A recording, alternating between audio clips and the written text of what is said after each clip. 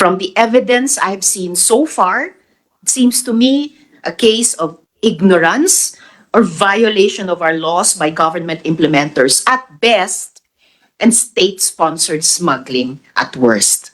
Ito, ang matapang at maanghang na pahayag ni Senator Risa Hontiveros sa pagdinig ng Blue Ribbon Committee sa isyu ng importation ng asukal sa bansa.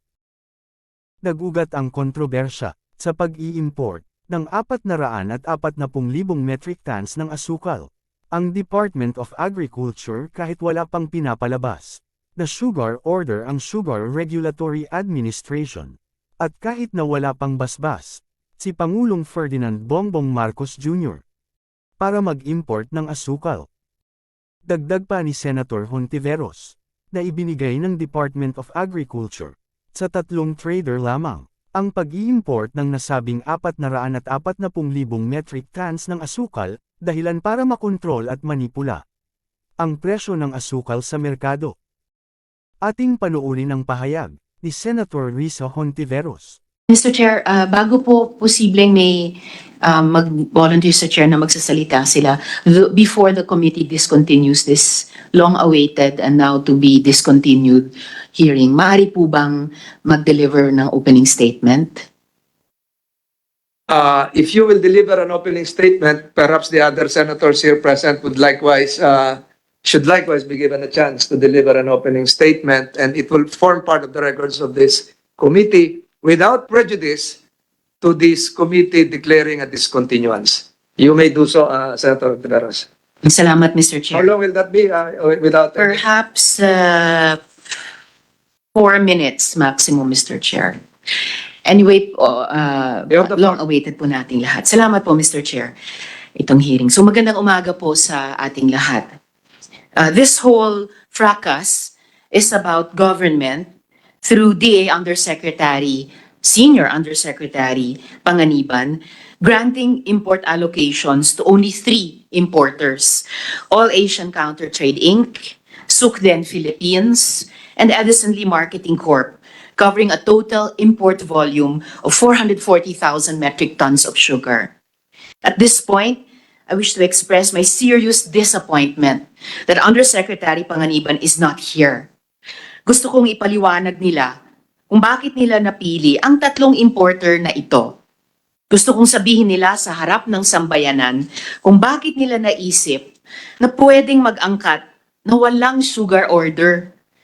Gusto kong malaman kung bakit matapos sabihin ng Senado ng isang sugar order ay dapat hindi defective, dapat hindi basta-basta pumipirma ang USEC nang walang malinaw na pahintulot ng Pangulo, na dapat dumaan sa board ng management ng SRA ang mga importation, bigla-biglang at the behest of an undersecretary, pwede na basta magpasok ng asukal sa kanyang mga piniling importer? At pwede silang mag-act in haste without facing any consequences in the civil service? Higit sa lahat, gusto ko sanang matanong si Yusek Panganiban, saan sila humuhugot ng tapang? Sino ang nagbibigay ng go signal? May mga mataas na opisyal ba na dapat managot dito? O may nagbibida-bida lang at gumawa ng sariling desisyon? And I want to ask these questions, Mr. Chair, in full view of the public, sa harap ng sambayanang Pilipino, the way we did for the first sugar hearing. They will tell you there were good reasons for choosing the 3. Maglalabas sila ng mga resolution of support, statements of confidence, at kung ano-ano pa para sa All Asian, Sukden, at Edison Lee. All Asian Countertrade that had a history of smuggling during the period of 1998 to 2000. Sukden that, according to an independent audit report dated 2022, has a capital deficiency of $394,103 and $35,784, quote, resulting from continuing losses, close quote, which according to the report, quote, raises doubt on the company's ability to continue as a going concern, close quote. I have a copy of this audit report, Mr. Chair, and I'm here ready to flash this and provide copies as well to all of you, dear colleagues. Friends, in previous sugar orders, there were always several importers given import allocations. Malimit, mga 20, even more. And there was a clear basis for the allocation. Pero ngayon po, 3 lang for a total import of 440,000 metric tons. Para namang sila lang ang mga anak ng Diyos. And you know how crazy big this is, Mr. Chair. Ang kailangan nilang bunuin na performance bond ay bilyong-bilyong piso. But wait, there's more. Para di naman siguro masyadong pagpawisan itong ating tatlong importer, the performance bond was waived for them. A performance bond which guarantees that providers will deliver goods to the Filipino people in timely and satisfactory fashion was waived for them. Here it is, Mr. Chair. I cannot remember the last time that the performance bond was waived. It is bad enough that this huge amount of sugar is to be handled by only 3 importers, 3 hand-picked importers. This would already have raised eyebrows from a policy perspective. What is worse is that a portion of this shipment was allowed in even before a sugar order. This is so irregular that it was even flagged by the Department of Agriculture through Assistant Secretary James Layug. Here's the letter. And by the Bureau of Customs, which issued a warrant of seizure and detention. So these 3 points are clear, Mr. Chair. 1, the undeniable truth that there was no sugar order establishing a sugar importation program between the period of October 20th, 2022 and February 14th, 2023. 2, a sugar importation program reposed in a sugar order is a necessary prerequisite to importation. That was established in the first Blue Ribbon hearing, in which the issue was only whether or not an SO is defective for not having been signed by the President. Ito, wala talaga. And 3, any sugar importation above 1 million pesos without a sugar order is considered large-scale agricultural smuggling in violation of Republic Act number 10845. Kung mismong opisyal ng gobyerno ang nagpapasimuno ng padrino at favoritism, gaya na lang ng pagpili lamang ng 3 kumpanya para mag-import ng 440,000 metric tons ng asukal bago pa mailabas ang lehitimong sugar order. Paano pa tayo magtitiwala na ang ginagawa nila ay para sa kapakanan ng bawat Pilipino? But the larger policy issues should not remain uninterrogated. Ginawang 3 lang ang maaaring mag-angkat ng asukal, giving them not just super profits, but an opportunity to control sugar prices. Imbes na binuksan sa madaming players, hinayaang pakyawin ng 3. Imbes na fair competition, monopolyo. Unregulated private monopolies are given the power over what used to be competitive markets. Imbes na magmura ang presyo ng asukal, baka tayo ang mapamura sa paglipad ng presyo at sa napakalaking kita ng mga gahamang ito. Bakit consumer ang magtitiis?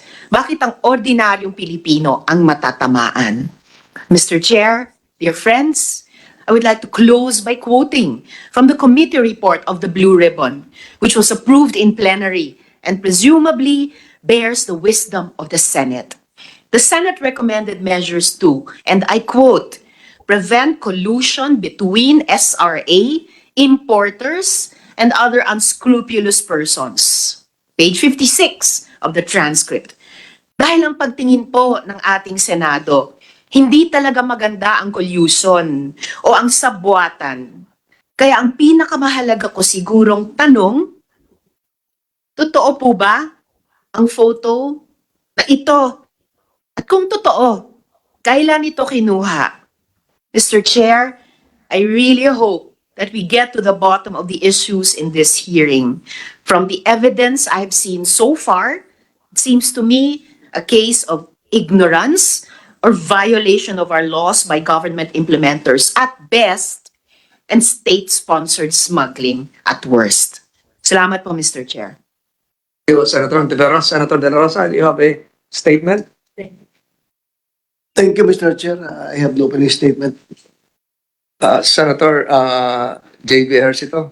Thank you, Mr. Chair. Just a very brief statement because these two, I'm the principal author of two of the laws that are will be applicable, so to speak, in this hearing. Number one is the Anti-Agricultural Smuggling Law, which was enacted in 2016, RA 10845, and the Sugarcane Industry Development Act, or RA 10659, acted in 2015.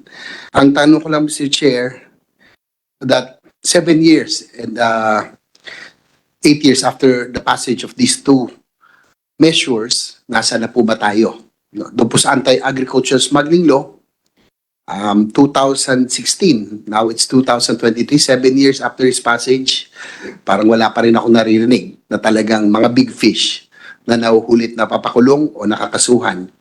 Siyempre po, itong Sugarcane Industry Development Act was designed to revitalize, to strengthen the local sugarcane industry. In fact, this is one of the first laws that I was able to pass in 2015. This is very much close to my heart because my mother hails from Negros. As we all know, Negros is one of the probably the top sugar producing province.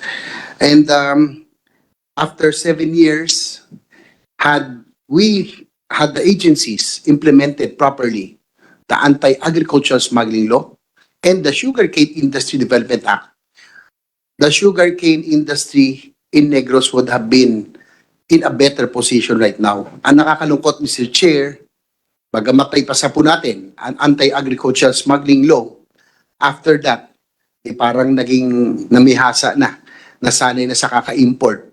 Na wala na yung smuggling, ang problema naman importation. That's why, ang tanong ko lang, nasaan na tayo? So, and I concur with the chair that we need to postpone this hearing because I would have asked a lot of questions also with Yusip Panganiban and the others who are not here. But I'm hoping that after this hearing, Mr. Chair, given that the President himself is very much concerned with the agricultural industry's production, we really have to get to the bottom of this. If we are to strengthen our local industry, from sugar to rice and other agricultural industry. And also, I'd like to thank in advance, Mr. Chair, CSC, I told him that my amendments to the Anti-Agricultural Smuggling Law, which will now include profiteering, hoarding, and cartels, is already certified as an urgent measure. But again, Mr. Chair, I concur with your decision that we have to postpone this hearing so that we will we will get to the bottom of this. Thank you, Mr. Chair. Thank you, Deputy Majority Leader. Again, Mr. Chairman. invoking the rules of this committee, Article 6, Section 5, and reiterating that the findings of this committee will not be based on speculations, but on the merits, the evidence presented, not the weakness of the defense, and without objections on the part of my colleagues, Mr. Chairman. this committee hearing Mr. Chairman. is hereby postponed. Mr. Thank you for your attendance.